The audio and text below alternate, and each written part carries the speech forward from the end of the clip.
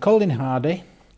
I was born and bred in Bradford, and my brass banding started when I was at Highfield School under Elizabeth Peat, who I will be eternally grateful for, because she was the same teacher that taught John Clough, would you believe?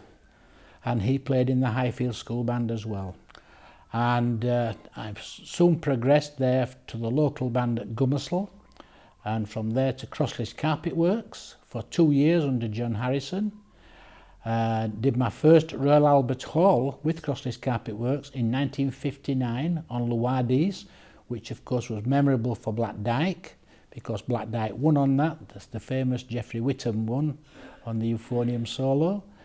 And after 2 years I got headhunted, I say headhunted in polite terms, by Brighouse and Rastrick, and spent 4 very good years there playing both solo trombone and solo baritone before being actually headhunted by Geoffrey Whittam to join Black Dyke Mills Band, and I stayed there then for 12 really successful years. Music's been my life really. I'd never really had any interest in music up to going to Highfield School, which was my school, the secondary school I went to, and which is where there was the school band. And at Highfield School, they band always, when the new intake of players used to play at the assembly, and the headmaster, Mr. Moveley, used to announce that if anybody has been interested by the band, see us afterwards. And it just captivated me, and I went, and that's exactly how I started with the school band.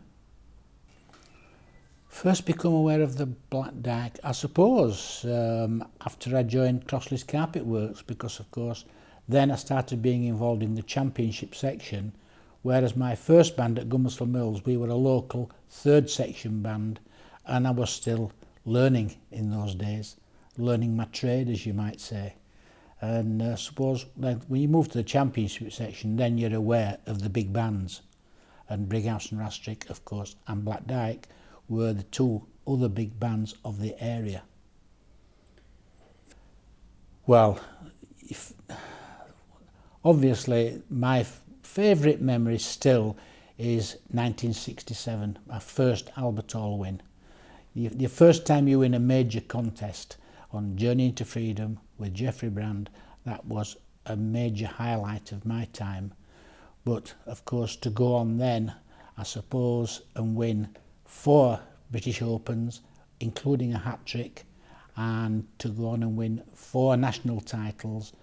Plus, another highlight for me was we formed a trombone quartet within Black Dyke, and we won the Quartet Championships of Great Britain.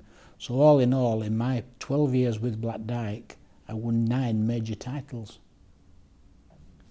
I've already mentioned Journey into Freedom with Black Dyke.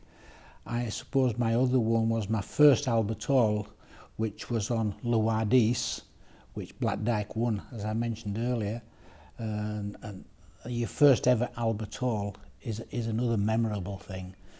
But Black Dyke gave me so many memorable performances, concerts, contests over the 12 years. It's very difficult to single out other than your very first Albert Hall win. But of course, winning the hat-trick at the British Open was another memorable time. Not many bands have done that, and not many players have done that in their lifetime.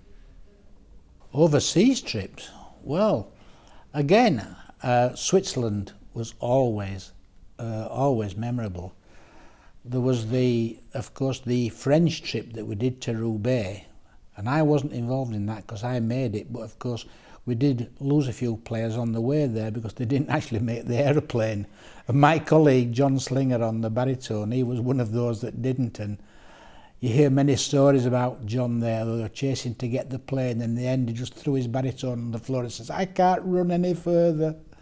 And I suppose that's a funny incident of a number of players who didn't actually make the aeroplane. But the best trips abroad were always the Swiss ones. We used to go to Morges in Switzerland, and they were always fantastic weeks for those. And you bear in mind that in those days it was wives that suffered, because in those days you only ever had 2 weeks summer holiday at work, and one of those was spent away with the band. So I only ever had one week with my wife in those times to go on holiday. Well, John was a character all on his own, but I was really lucky that in the period of the time that I was with the band, it was full of characters. You could name Peter McNabb, who was the storyteller of all storytellers. Characters within the band then, Jack Brooke, who was another character, a very good friend of mine to this day. We still see them. In fact, I'm seeing him again on Wednesday this week. We're going over to his house in Holmfirth, and that's Malcolm Turton. And he's always good for a laugh, is Malcolm. And there were just so many within the band. John Clough, of course, on euphonium. He was such a confident character and that led our section the whole of the 12 years that I was with the band. Somebody that held influence with me right the way through until his death only, 3-4 years ago, was Roy Newsom. But to have major influence on you, I suppose there were two. The first major influence for me within Black Dyke was Geoffrey Brand. He was such an exciting person to play under. And of course, that's when I won my first Albert Hall in 1967 on Journey into Freedom. But not only were his contests exciting, but his concerts as well. I was very privileged right at the end of my tenure within Black Dyke to play on the very first winning performance with, of course, Major Peter Parks. I was a little bit unlucky there in terms of that if I'd stayed with the band another 16 months, I would have done a hat-trick at the Albert Hall. But I finished in the summer of that year, and I was replaced then by Stuart Derrick, and he came in and they won again, and then the following October.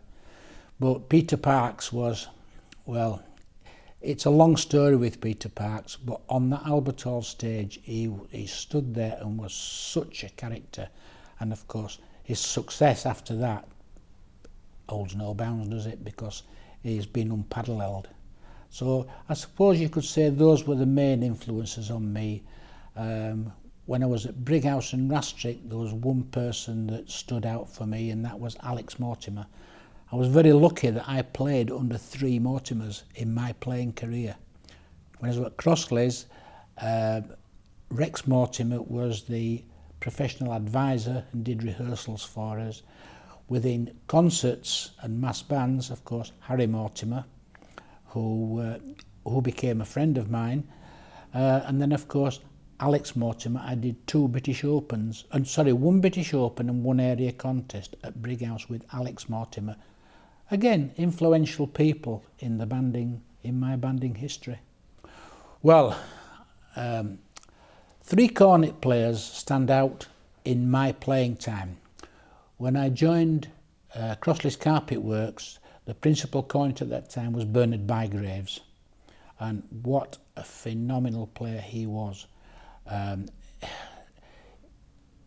He's been forgotten now because, of course, he emigrated after he finished at Crossleys, but he was a phenomenal player, and one that was responsible for helping me when I joined the band, because as I mentioned at Crossleys, my very first contest with them was in 1959 on Loire-Dise, and I couldn't triple tongue. They put the test piece in front of me and was horrified. And I went to Bernard Bygraves at the end of that first rehearsal and said, "Excuse me, Mr. Bygraves, can you help me?" And he says, "Yes, young man, what can I do?" I said, "I need to be able to triple tongue." And he took me instantly into the library and showed me what to do, and by gum did I work, and by the next rehearsal I could triple tongue. But then, of course, coming to Black Dyke, again I was so lucky that I played under 2 of probably the best principal cornets that have ever been, because when I joined it was Jim Shepherd, and I had 10 glorious years playing under Jim Shepherd, and what an inspiration he was. And my last 2 years, because of course Jim went off and formed his versatile brass, I had Philip McCann as principal cornet, and well, I don't think, if there's anybody that wants to argue that they're arguably the two best principal cornets that anybody could have ever worked under, well then, please name them. We were sad when so many players went at one go. The big challenge there, of course, was for Roy Newsom, and he handled it very, very well. We got players in very quickly, and of course the rest is history, because we went out and we went and won the contest straight after that, and it just showed that Dyke as a unit stood firm, and despite the difficulties of losing those star players, we still had Dyke Mills Band. It's left for me a lifelong legacy. People would say, I mean, I came into the band in 1965 and left in 77. I did 12 years, but still, after all those years being away, it's still the band for me. And my wife would say to you, if you were to cut me in half like a stick of rock, it would say Dyke. Still at a contest, I go there and I'm on the edge of my seat when I'm listening to them, still to this day. I still think it's a major importance, because it's a band that is known. It's probably the only band that's known worldwide. You could go almost anywhere in the world and mention brass bands, and the one band that everybody would know would be Dyke. And I still think within the movement, if you were to talk to 100 players ad lib at any contest or any concert anywhere, and say, what was the one band that you would like to play for, and they would say Dyke. Work hard. Go to concerts and listen to bands like Dyke. There are others, of course, that are top class bands. Go listen to top class bands and listen to the standard. And the only thing there is, if you want to play at that standard, is you've got to practice and work hard. It's the only way. There isn't any substitute for practice. You've got to make brass banding, if you want to do it, especially at this level, it's got to be a way of life. When I was in Dyke, if you missed a rehearsal, you need a doctor's note. If you missed 2 rehearsals without an excuse, there'd be somebody else sat in your seat. There were no way that you could do it in those days. I still think that Dyke's one of the few bands these days that has a policy whereby they have full rehearsals. There are players that have other commitments these days, solo commitments and things like that, but I think the policy, if I'm correct within the band, is that if they are missing a rehearsal for something, they have to put a suitable dep in so that they've got a full rehearsal every practice. And it's dedication, really. You've got to be dedicated if you want to get to the top.